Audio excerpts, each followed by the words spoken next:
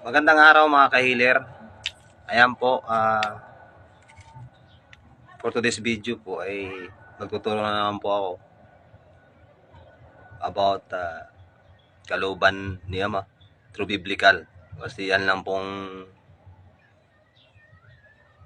itinuturo ko po ay biblical po.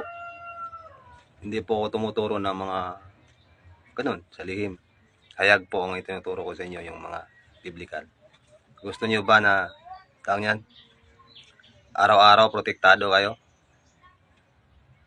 Tapos yung mga sumpangan dyan sa inyo ngayon, na sanhi ng kamalasan, na minana natin sa ating mga ninuno, ay maalis. Kasi iba-ibang sumpa. May sumpa rin na sanhi ng ating mga kaaway. O yung mga taong naiinggit din sa atin, pwedeng tumalab yun. O gusto tanggalin na patatanggal natin yan. Panoorin mong video ito. At sa mga taong halos kayod kalabaw na, hindi nakaangat dahil sa mga negatibong enerhiya o tinatawag nilang malas na kumakapit sa atin. Ito, panoorin mong video ito hanggang dulo. Maging sa mga kapatid din natin na mga kinulam, binarang, o kahit ano pa dyan, niritwalan. Ito guys, gawin mo. Ituturo ko sa iyo ang kalooban ng Diyos na hindi makikita ng iba. Yan guys, stay, stay ka lang, manood ka hanggang dulo. Ihayag ko sa iyo, ipaliwanag ko sa iyo, at ang proseso sa paggawa nito. Nang makaalis ka na sa sumpa, sa malas, sa negatibong enerhiya o ano pa. Lahat ito, cleansing nito guys, pati sa panlusaw. Simula na po tayo mga kapatid ko. Ayan. Sa araw na ito, mabuksan ang iyong kaisipan sa mundo ng spiritual na pamumuhay. Ayan kapatid, matagal ka na bang minalas sa iyong trabaho, sa lahat na ng bagay, hanap buhay o kahit anong uri na hanap buhay yan? Dahil yan sa mga sumpang minana natin sa ating mga ninuno o maging sa ating mga palihim na kaaway. Yan guys, ika nga yung mga baser natin sa buhay. Normal lang yun. Pero ang hindi normal doon ay kakapitan talaga tayo ng mga negatibong enerhiya sa mga salitang binibitawan lang kasi yung makapangyarihang salita. Kasi may salita kasi na sinasakyan ng demonyo. Yung guys, kaya tayo tamaan, kaya may mga negatibong enerhiya na bumabalot sa buo nating pagkatao. Ayan guys, yung mga sumpa, putulin natin yung mga kadina. Tapos yung mga natamaan ng kulam, barang dyan, o anong sanhi ng masamang espiritong tumama sa iyo na nasanhi ng iyong karamdaman. Sa lahat ng may mga sakit, ito gawin nyo ang ituturo ko guys. Hanggang dulo, panoorin yung video ito. Bago tayo magsimula po, sa hindi pa po naka-follow sa akin, i-follow nyo po ako, nang updated po kayo sa lahat ng mga ituturo ko through biblical po na mga turo. Ayan mga kapatid, first mong gawin, kuha ka ng isang balding tubig every morning yun kasi kailangan mo talagang maligo. Kuha ka ng balding, isang timbang tubig, lagyan ng asin, 3 kutsarang asin. Yun na paligo mo bago ka pumasok sa trabaho o kahit saan ka pumunta. Yan mga kapatid ko. Kaya yun na, nasabi ko na nga, isang balding tubig o isang timbang tubig, mga kailer. Gawin nyo yun, lagyan nyo na 3 kusarang asin, usalin ng Ama namin, at silyuhan ng sangalan ng Ama, ng Anak at ng Banal na Espiritu. So wala pang Ama namin dyan, ipapasa ko dito sa video na to. Yan guys, hindi, sabi nga ng Panginoong Hesus, napakalaga ng prayer na yan. Kasi andyan na. Kung titingnan yung bawat lyrics niyan o bawat mensahe ng panalangin na yan, andyan na lahat. Hindi yan masumpungan ng mga marunong at matatalino.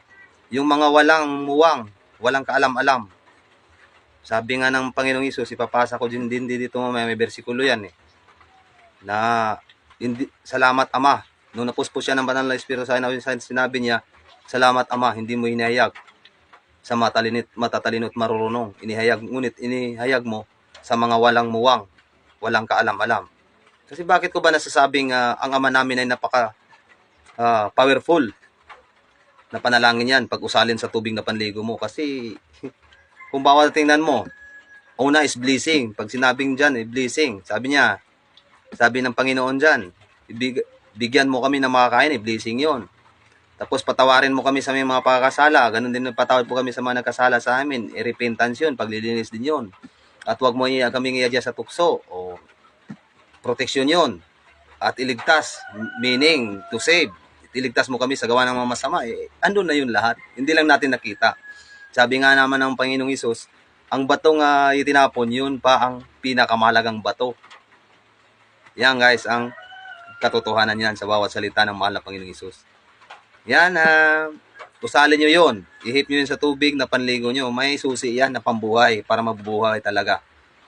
Yan, ipasa ko rin mamaya dito guys sa dulo ng video ito. So, inuulit ko po, hindi talaga masumpungan ng matatalino at marurunong yan. Kasi ang sinusumpong ng pinahinahanap po ng mga matatalino at marurunong ay yung wala. Samantalang andyan lang naman sa harap natin yan. Ano bang sabi ng mahal na Panginoong Hesus? Pinaka-powerful na prayer yan. Pumunta ka sa kwarto mo, isara mo mga bintana at o anong-ano dyan na natitirang bukas, tahimik kang manalangin. Tiyak pakikinggan ka ng Ama na nasa langit. Ayun guys, inulit ko po, ayan ipapasa ko kung bakit ko nasabi hindi masumpungan ng mga matatalino at marunong. Yan, basahin nyo.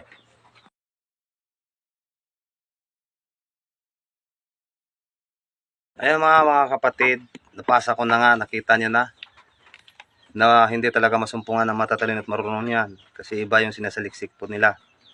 Ayan mga kapatid ko, nakita nyo na po na inihayag lang po yan sa mga taong walang muwang. Kasi nga, sabi ng mahal na Panginoong Hesus, maraming nakadilat ang mata. Nakita na nga pero nanatiling bulag. Nakarinig na nga pero nanatiling bingi. Yung kalooban din yun ng Ama, wala tayong magagawa dyan po para sa kanila. Ayan guys, pero ang ituturo ko po sa inyo ay mga biblical po dito. Sa inyo tinuturo ko po sa inyo. Ayun guys, susalin nyo talaga ang Ama namin every time na maligo kayo para malulusaw yung negatibong enerhiya at gawa ng mga sa mga espiritu sa inyo. Ang pambuhay niyan ay Yahweh. Hallelujah. Dalhin ang Yah, bigkasin ang Yah, dalhin pa ilalim sa tiyan, tapos ibuga ang We. Kasi ang Yah ay simbolo ng exhale, to exhale.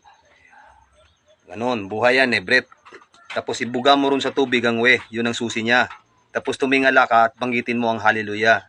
Automatic maligo ka na yun, malulusaw na yun guys, lahat ng karamdaman mo. O yung mga malas, o yung mga lahat ng negatibong inirehiyangan dyan sa'yo ngayon, o yung mga malas, yung mga sumpa. Yan, totoo yan ang pambuhay ko sa lahat ng mga gamit ko. Yahweh, hallelujah, kasi Yahweh is, Yah is to exhalation, then We, Yah is to inhalation, then We is to exhale, exhale, palabas, pabuga, dun sa tubig, yung napiligo mo. Yung guys, gawin mo yan ng mata lahat ng taong yan. Sumpang andyan sa iyo, lahat ng karamdaman, lahat na malulusaw na yung lahat. So ayun na nga, naturo ko na. Ama namin, usalin ng ama namin, tapos yung susi kanina, doon mo ibuga para lahat ng malas, lahat ng karamdaman mo, nasanhin ng kulang, barang ritual, hindi na yan tatalab sa iyo guys. Yan na yan, kompleto. Bakit ba tayo gumagamit ng tubig? Ano ba sabi ng Ama? Humayo kayo. Pangaralan nyo sila. Ang lahat ng mundo sa sanlibutan. At bautismuhan sila sa pamamagitan ng tubig. Sa ngalan ng Ama, ng Anak at ng Banal na Espiritu. Yan ang kahalagan ng tubig. At ano naman ang sabi ng mahal na Panginoong Hesus? Sapagkat, sabi ng kasulatan, sino man ang sumampalataya sa akin ng buong puso, dadaloy ang tubig na nabibigay buhay. Kaya ang tubig ay napaka mabisang pangbaklas sa lahat ng gawa ng masamang espiritu. Kasi ang tubig ay simbolo ng buhay, salitang buhay. Yan guys, ang tubig talaga. Kahit ang nga naman ang mahal na Panginoong Hesus ay nagpabautismo sa pamamagitan ng tubig din. Kapag hindi ka binautismuhan sa ngalan ng Ama, ng Anak at ng Banal na Espiritu sa pamamagitan ng tubig, hindi ka kaakyat doon. Paglilinis kasi yan is to receive. Is to receive meaning pag nagbautismo ka, tinanggap mo na ang Trinity, ang Ama, ang Anak at ng Banal na Espiritu sa pamamagitan ng tubig. Kaya napakahalagang tubig, pamaklas, panglusaw sa lahat. Di ba? Yan, ipasa ko na. Pakita ko.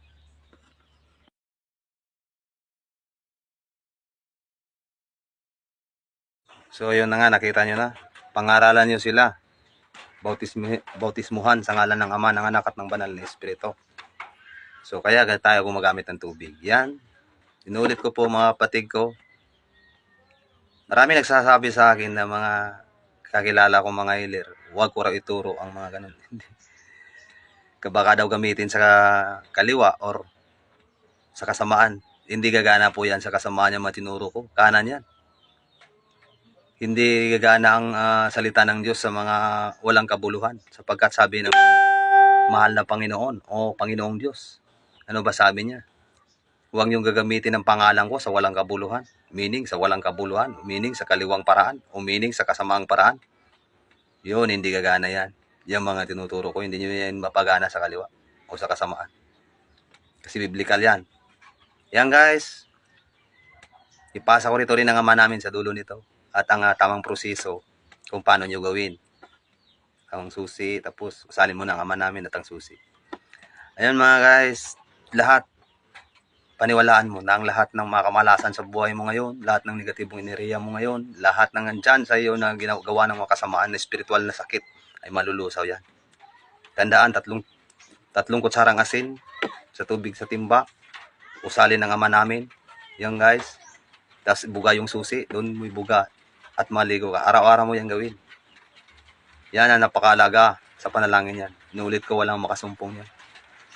Kasi andyan na nga sa salita na minsan kasi ang ugali, ang realidad ng tao, andyan na nga sa harap niya, iba pa yung kinukuha niya. Yun, kaya hindi masumpungan ng mga matatalino at marurunong yan. Kaya mga kapatid, next time uli, sa hindi pa nakapollow sa akin, pakifollow nyo po ako. Lahat na ituturo ko rito, true biblical nang hindi po kayo mailigaw. Salamat po.